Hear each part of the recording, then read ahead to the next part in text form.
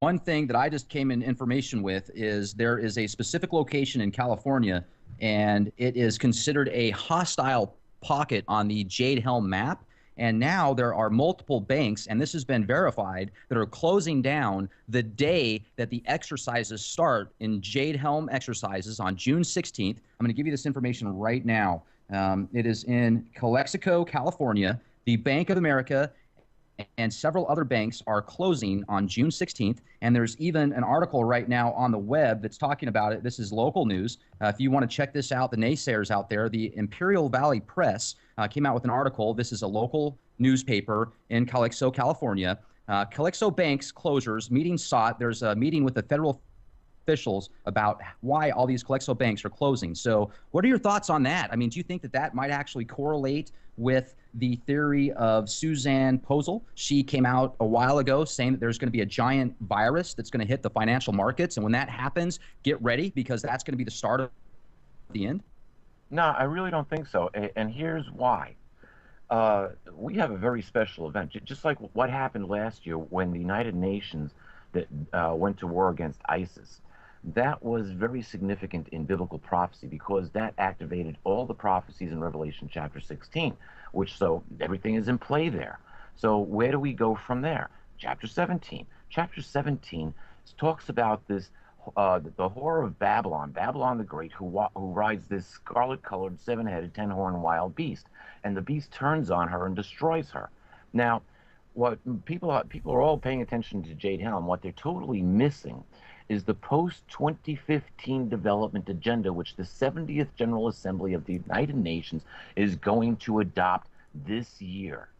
And the Pope is coming from Italy on the well, I'm not sure exactly what day he's going to land here, but on the 23rd, he's going to be meeting with Obama at the White House. On the 24th, he's going to be standing before Congress at the Capitol, talking to them. On the 25th, he's going to be standing before the General Assembly of the United Nations, blessing off the post-2015 development agenda. And on the 26th, he's going to Philadelphia, the city of brotherly love, to officiate over Catholic Family Day, an event that's not the actual official name, but that's pretty much what it is. It's an event that happens every 3 years. So he is going to be in the United States in the spotlight, very predominantly, very exposed. And now we have ISIS. Pay attention to this. Hopefully he goes back nice and quietly to the Vatican, and we don't hear any more out of the Pope for a while. But here's the thing. The General Assembly ends on the last blood moon. On the 28th of September is the end of the blood moon. Now, here's also another interesting correlation. We are in what is called the Shemitah year. That it's supposed to be a Hebrew rest year. God told the Hebrews, or through Mosaic law, the land was supposed to rest on the 7th year. And so they had to produce enough in the 6th to last them the 7th year, because no ground was going to be planted, no work was going to be done. Have a good holiday. And that's where we're supposed to be right now. In 7 times 7, you get the 49th Shemitah year, and then you get the 50th year, which is a Jubilee year, which is a year of reset. All the slaves are set free, all debts are forgiven, everything goes back to a 0 point, so to speak. And here, in the Jubilee year, we are getting the why is it post-2015 development agenda. Now, the number one item on the post-2015 development agenda is to end world poverty. Now, here's the thing. 2 years ago, last month, the Pope came out and basically started to attack the Zionist banksters. And he said that we got to get rid of the debt system, plain and simple. In October 3rd, 2013, he wrote a 41-page treatise on how to do it. And now he's coming to the United Nations to bless it off. Well, isn't that the whore of Babylon riding the wild beast of the nations? You can see the control that the Pope has over the world. Now, so where we set up? Well, it's peace and security time.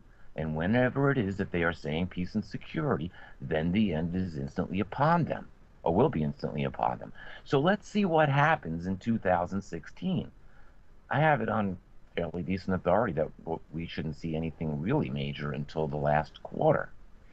Are they going to end the debt system? I don't know. Are they going to end poverty? It's their goal, yes. Let me jump in here real quick, because I know some of your previous works, you've talked a lot about how you think that Prince Charles is the Antichrist. Is that correct? When you look at, go back to the protocol of the learned elders of Zion, when it turns around and says that we shall choose the king of the world, you read their qualifications for king, and then you look at Prince William and you tell me.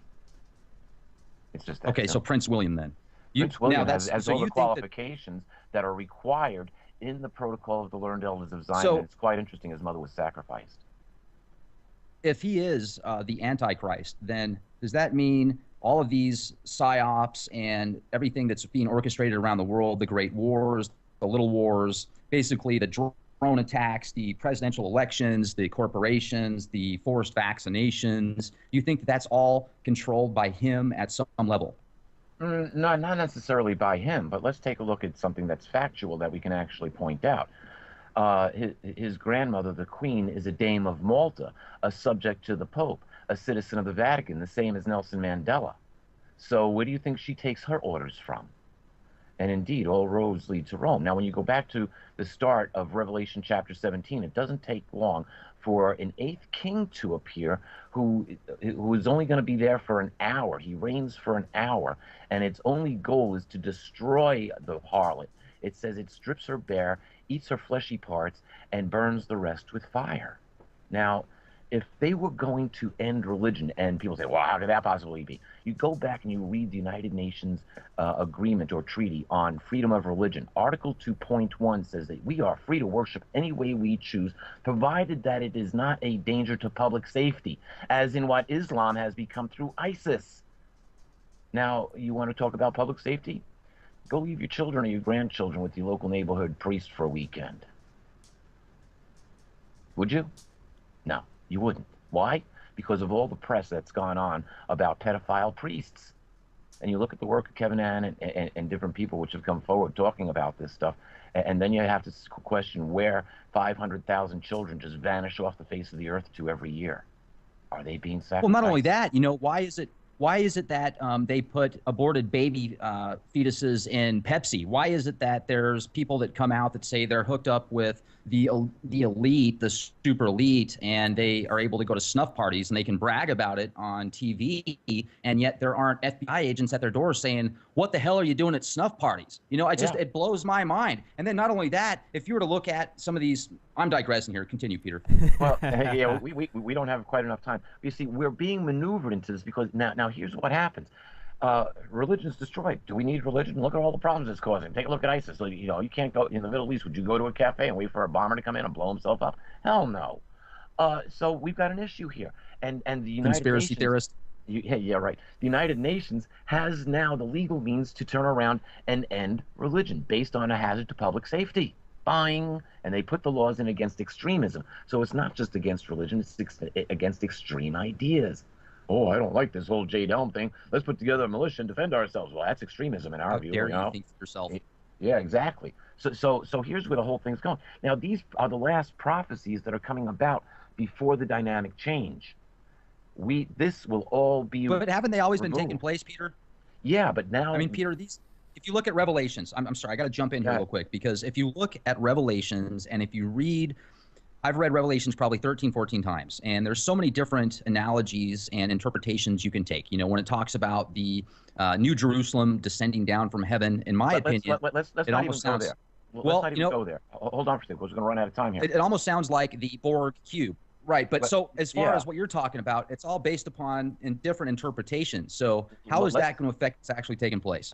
Let's look at what we know. What hasn't been fulfilled in Revelation is chapter 9, which every time I read chapter 9, I've read it over and over and over. It's an alien invasion of some sort to me. And chapter 17 and 18, which is the end of religion. And then you get to chapter 19, which is the return of the King of Kings, Lord of Lords, and the armies of heaven. Armies of heaven?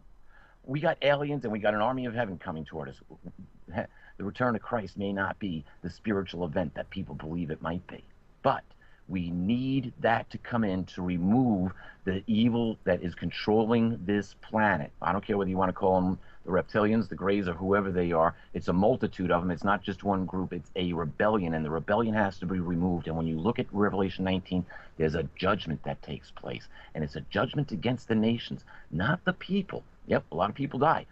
Look at all the support systems that go into creating war and managing the NSA, the CIA, the FBI, controlling the government that's controlling the people. You see, if you're part of the system, you're on part of the judgment list. If you're part of the people that want a solution, you're on the right path. All we have to do is stay in an attitude of love. Why?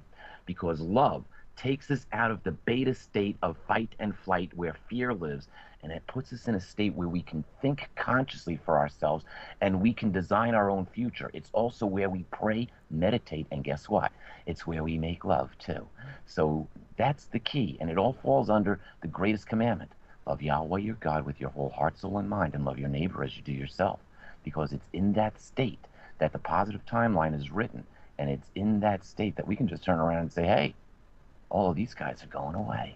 Don't have any fear. Stay in that state of love. That's why I say love and blessings to all. I think we've just about run out of time.